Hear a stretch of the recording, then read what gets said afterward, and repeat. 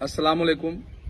मैं आज बिहार के तमाम ऑल इंडिया मजलिस इत्तेहादुल मुस्लिमीन के कार्यकर्ताओं को, नेताओं को संबोधित करने जा रहा हूं। आप राजनीतिक घटनाक्रम देख रहे हैं किस तरीके से आज सुबह अख्तरुल ईमान साहब के फेसबुक आईडी पर मुझे अपने निष्कासित होने की खबर मिली और उसके बाद ही सैकड़ों लोगों के फोन, मैसेज, स्क्रीनशॉट आने शुरू हो गए।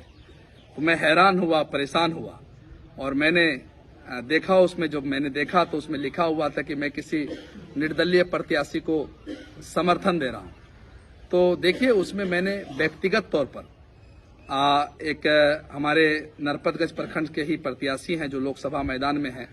पूर्व में ये डीएसपी रह चुके हैं, काफी पढ़े लिखे हैं और बहुत होनहार लोग हैं। पटना में ये प्रोफेसर हैं साइंस कॉलेज के। तो मुझे लगा कि 9 उम्मीदवार में ये उम्मीदवार अच्छा है। तो मैंने इनके बारे में लोकसभा चुनाव के दरमियान ही किशनगंज में अपने बिहार के रियासती सदर जो हमारे अख्तरुल ईमान साहब हैं, मैंने उनको पूछ लिया था कि भाई साहब आप किसको वोट करें। कार्यकर्ता पूछ रहे हैं, अररिया में तो उम्मीदवार नहीं दिया गया। अब अररिया का जो खेला हुआ वो तो आपको पता है। तो उन्होंने कहा कि नहीं, आप लोग अपने हिसाब से देख लीजिएगा। तो ये बातें हमारे दिमाग में थी। तो मैंने इंडिपेंडेंट तौर पर, व्यक्तिगत तौर पर उनको अपना समर्थन दिया। मैंने वोट देने का उससे वादा किया, क्योंकि ये कभी नहीं हो सकता है कि हम भाजपा को वोट दें। और उससे भी ज्यादा बुरी बात है कि मैं उनको भी वोट नहीं दे सकता हूं जो हमारी कयादत को समाप्त करने की साजिश करी, हमारे पार्टी के 4 एमएलए तोड़े। लेकिन आदिल हसन और इश्तियाक ने उनसे साठगांठ किया और अररिया के उम्मीदवार को लास्ट टाइम में नट दिया, उसको इग्नोर कर दिया, क्योंकि उनसे उसकी साठगांठ हो गई थी। तो आपको बता दूं कि ये जो जिस बांस पर बैठे बोगला, जिस दरबार में बैठे चुगला, वो दरबार ऐसे ही समाप्त हो जाएगा। तो अख्तरुल ईमान साहब के दरबार में आदिल हसन और इश्तियाक अहमद जैसे लोग हैं।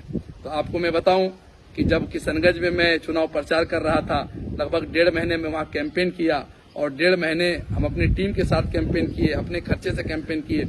और वहां पर जो हमारी बढ़ती लोकप्रियता थी उसको देखकर आदिल हसन और इश्तियाक जैसे लोगों के पेट में दर्द होने लगा।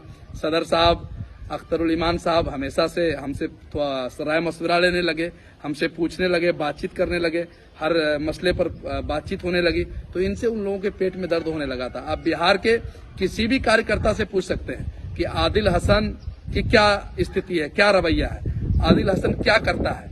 आदिल हसन पार्टी में अख्तरुल ईमान साहब के नाम पर जो उगाही करते हैं और उससे जो अपना घर चलाते हैं, अपना जो है वो जेब भरते हैं, ये किसी से छुपा हुआ नहीं है। किसी भी अगर जिला अध्यक्ष से पूछ लिया जाए या किसी भी बड़े नेता से पूछ लिया जाए तो वो आदिल हसन के रवैये से परेशान है, त्रस्त है। वो बिल्कुल नहीं चाहते हैं कि बिहार में पार्टी मजबूत हो। वो तो अख्तरुल ईमान साहब को हराने के लिए पुरजोर कोशिश किया है।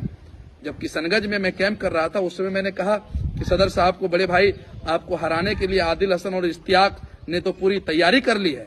तो इस बात को लेकर आदिल हसन से सौकाउज किया गया था, पूछा गया था। तो ये सब बातें उसके दिमाग में थी और हमसे उसकी जो है नोकझोंक भी हो गई थी।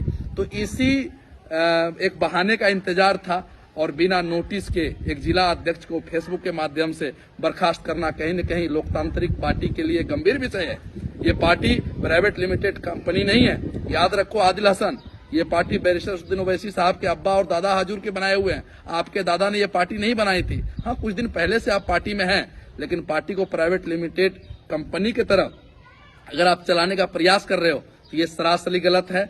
मैं अख्तरुल ईमान साहब की कयादत पे कर भी भरोसा करता था, आज भी करता हूं और इंशाल्लाह करता रहूंगा। लेकिन ये पैसे ले लेकर हर जगह जो आदिल हसन और इश्तियाक उम्मीदवार दे रहे हैं, ये सोचनीय विषय है। अशरफ अली फातमी साहब के खिलाफ उम्मीदवार दे दिए और यहाँ पर पैसे लेकर टिकट नहीं दिए, और कहीं पर अगर पैसे नहीं मिलते तो वहां टिकट देते हैं और दूसरे से पैसे लेते हैं। आपको एक बात और मैं कहना चाहता हूं अंत में, आप आदिल हसन के बारे में जानते होंगे। बिहार के किसी भी पार्टी के जिम्मेदार से आप पूछ लीजिए तो वो कहेगा कि मैं अब पार्टी में बस 2 साल हूं, 25 के बाद मैं पार्टी में नहीं रहूंगा। आप क्यों नहीं रहोगे? आपको पता है कि बिहार विधानसभा चुनाव में सारे सीटों पर उम्मीदवार देंगे, 5 लाख 10 लाख करके टिकट का रेट रखेंगे, 15-20 करोड़ लेंगे और झोला लेके चले जाएंगे। ये उसकी नीयत है। आप बिहार वासी और बिहार के तमाम पार्टी के नेता कार्यकर्ताओं को मैं कहना चाहता हूं, आदिल हसन को अपने जिले में घुसने मत दीजिए। ये आदिल हसन आपको लूटने आए हैं, ये लुटेरा है। एक बार मुगल आए थे, अभी आदिल आ रहा है, उससे परहेज रहने की जरूरत है। अस्सलाम वालेकुम।